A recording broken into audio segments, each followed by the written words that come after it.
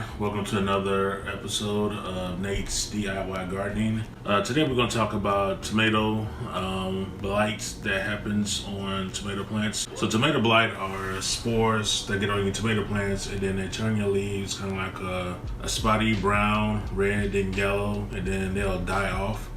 So this happens a lot with tomato plants. Usually this happens when you plant tomato plants, water splashes on the dirt and then the dirt gets up on the tomato plants, and then from there the spores happen and then they kind of migrate out to tomato plant. So one of the ways so if you already got blight on your tomato plants, this is a solution I found on the internet that works very well. So first thing you're gonna need is a gallon sprayer. As you can see right here, this is what I got from Walmart. This is probably about $7 or $8, I think. You will fill this up with a gallon of water. Next, you will take 3 tablespoons of baking soda, put it in here.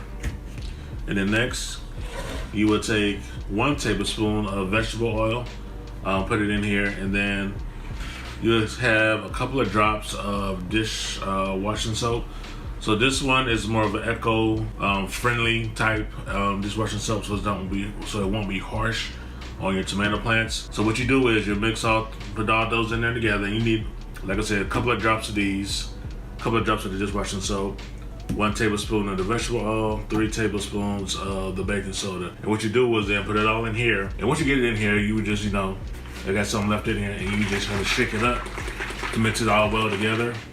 And then you'll go out to your garden and then you will just spray it on your tomato plants. You want to spray it on top of the tomato plants and you want to on the leaves, and then you want to make sure you spray underneath the leaves so you can catch it everywhere. So I already did this once in my garden.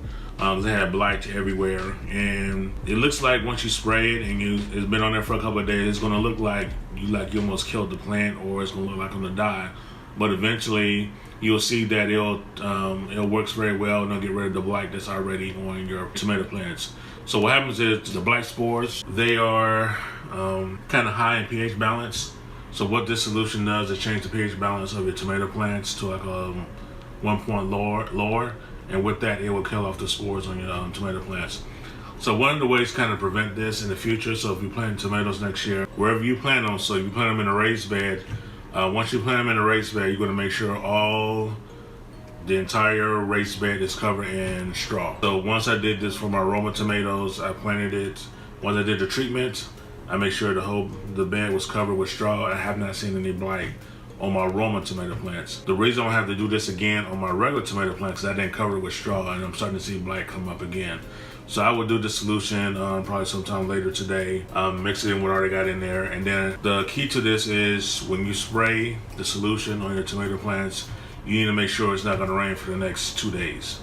If you spray it on there and it rains the next day, it'll wash off. So with the dishwashing soap and the vegetable oil, it will hold the baking soda onto the tomato plant. And it's the baking soda that will change the pH balance of your plant.